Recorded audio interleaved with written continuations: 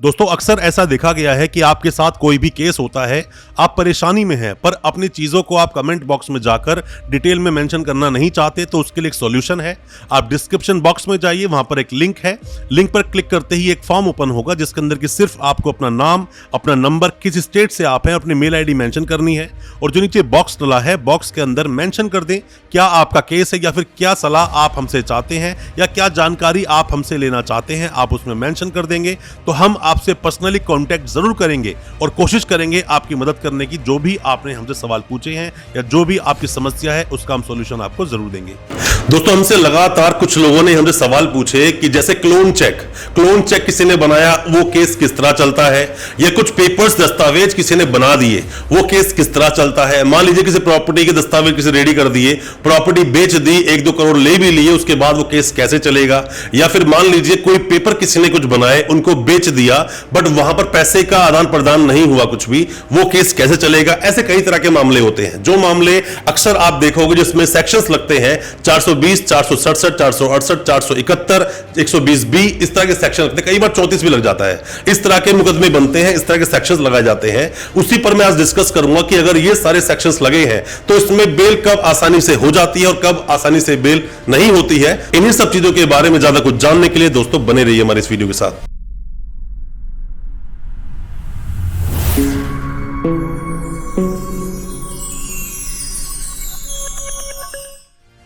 नमस्कार दोस्तों, स्वागत करता हूं आप सभी का अपने इस YouTube चैनल पर जिसका नाम है फाइट फॉर ट्रू। मेरा नाम है वीरेंद्र वर्मा। जैसा आप सभी जानते हैं हम इसी तरह की लीगल अवेयरनेस की वीडियोस आपके लिए कराते हैं और आपको बनाते हैं कानूनी जानकार। दोस्तों मैं आपसे रिक्वेस्ट करना चाहूंगा, जो भी कोई पहली बार आया है हमारे चैनल पर, पहली बार देख रहा है हमारी इस वीडियो को, हमारी वीडियो को ज्यादा से ज्यादा अपने दोस्तों, परिजन, परिवार में शेयर करें ताकि वो भी अपने आप को कानूनी जानकार बना सके। दोस्तों होता क्या है, कोई भी ऐसा मामला जिसमें दस्तावेजों के साथ में छेड़छाड़ की गई है। दस्तावेज क्या है? दस्तावेज किसी की मार्कशीट हो सकती है, दस्तावेज कोई चेक हो सकता है, दस्तावेज कोई आधार कार्ड में छेड़छाड़ हो सकती है, पैन कार्ड में या फिर वोटर आईडी में, पासपोर्ट में, किसी भी तरह की छेड़छाड़ आपने अगर कर दी किसी भी डॉक्यूमेंट में जो कि एक लीगल डॉक्यूमेंट है, तो वहां 467 लग जाता है। अब मान लीजिए किसी के साथ आप धोखाधड़ी कर रहे हैं, चीटिंग कर रहे हैं, मतलब कोई चीज बेच रहे हैं जो कि आप बेच नहीं रहे, डिसऑनेस्टली वो चीज पाने की कोशिश कर रहे हैं, या कोई भी आपने धोखाधड़ी कर दी कि मैं आपको ये चीज दूंगा, इतने पैसे की दूंगा, पर आपने नहीं दी। ऐसे मामलों में 420 लग जाती है, 120 भी लगता है षड्यंत्र के लिए। तो मतलब टोटल अगर हम देखें तो मैक्सिमम ऐसी एफआईआर में जो सेक्शंस आप देखते हैं वो 420, 467, 468, 471, 120B मैक्सिमम आप देखोगे ऐसे अपराधों में यही सेक्शंस लगे होते हैं। अब बेल कैसे होती है?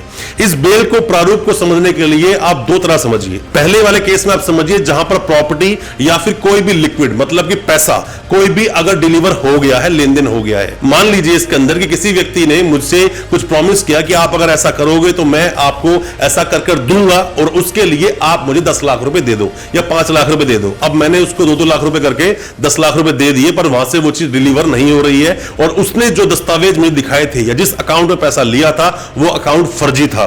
तो यहां पर चीजों की डिलीवरी हो गई है, मतलब पैसा चला गया है, तो यहां पर मुकदमा एक अलग चीज है।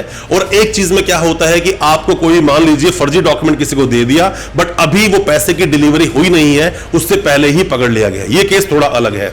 अब है क्या, जिसके अंदर डिलीवरी हो गई है तो पैसा आपने दे दिया है, तो ऐसे मामलों को जज साहब भी जल्दी सुनते नहीं है। उन मामलों में बेल अक्सर लेट होती है, या तो कहीं पर आपने कॉम्प्रोमाइज कर लिया हो तो एक बात अलग है। हालांकि 467 आईपीसी में कॉम्प्रोमाइज आप नहीं कर सकते हैं, बट हां आप 420 में जरूर कर सकते हैं।